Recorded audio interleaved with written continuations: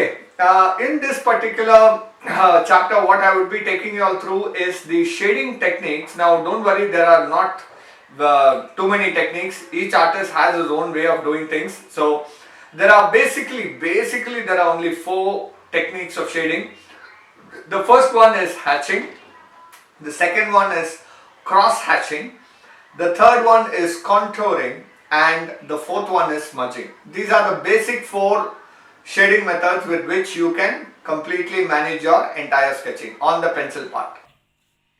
Hatching, cross hatching, contouring, and then smudging. You have various other techniques, but these are the four basic ones with which you can play around. Okay, and I'm going to use 2B pencil. Okay, first I'm going to take you through how you need to do hatching. So this is the process of doing hatching.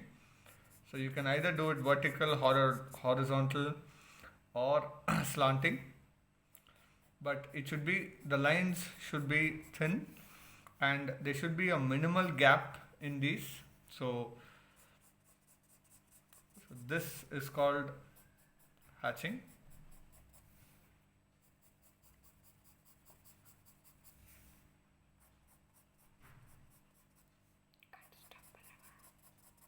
Okay, it's very important where you hold the pencil, because the more you hold the pencil away from the lead or the graphite, it becomes lighter. The more closer you go, it becomes darker. Okay, so I'll just show you how it is. So just as a normal one, I'm going to show you here.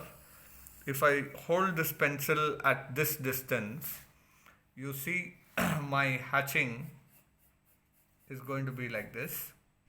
Now if I hold the pencil a little bit closer, you see the pressure and my hatching is going to be like this. You see there is a difference in the tonal value between these two.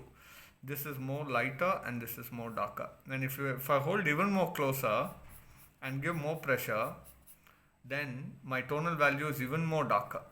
Okay, so the more away you use, it becomes lighter.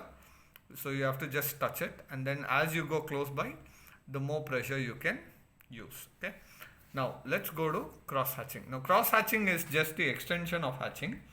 Now various still objects you can use cross hatching. So this is how the cross hatching works. So first you do the hatching, and then on the opposite side you can turn your page and then start doing this. Now this is called cross hatching. Okay, so I'm going to do a straight one, and then this is called cross hatching.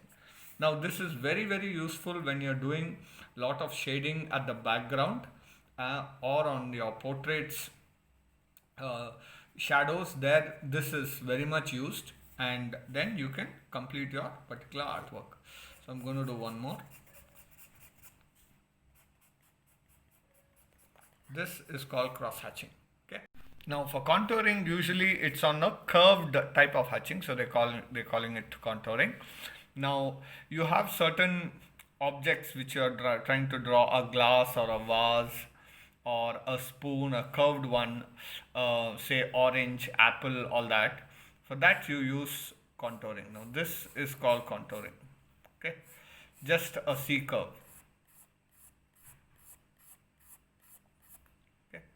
This is called contouring. Now what happens to all these is, once you do all these, it becomes easy for you to start smudging them based on your requirement. Okay, based on the work what you're doing. So in some places you might just have hatching and cross hatching. Some places you will have contouring, and then you might have smudging as well. Now for smudging, that's the last one. Now for smudging, what you do is, you don't give any gap between your hatching, cross hatching and contouring, but just keep doing this. Now this is kind of a smudging of that particular work what you're doing. Now after doing this, this is almost like you don't have any gap in between, but you're just shading this way.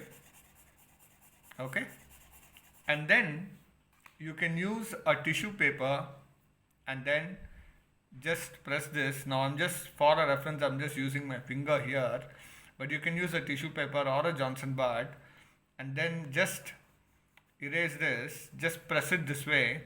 The more you press, the more darker it becomes. So the more lighter you use, the more lighter it becomes. Okay, so this is called as smudging.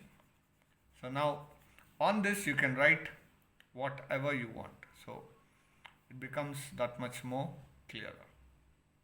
Okay,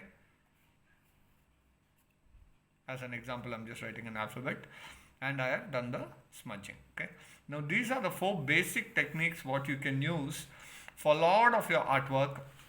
Like as an example, if I have to draw a vase, okay, so I'm just drawing a vase here, just a simple one. So I'm just putting that here like this. Okay, just a very basic one I'm drawing. Okay, so now once you have this vase ready, you might have to see from where the light source is coming. Okay, so if the light source is coming from this way, you have the lighter tones to be in this particular area, and then you get this as your mid tone, and then this becomes the darkest tone of your shadow. Now this is your light tone, this is your mid range, and then this becomes your dark range. Now for all these 3, for the light one, you don't have to do anything of this because the entire light source is sitting here, so it's going to be white. For the mid tone, you can use hatching, and if you want, you can do the cross hatching, and then you can use contouring for this one, for the last area where it's going to be dark. Okay, and then you can use the smudging one, so it becomes even more darker.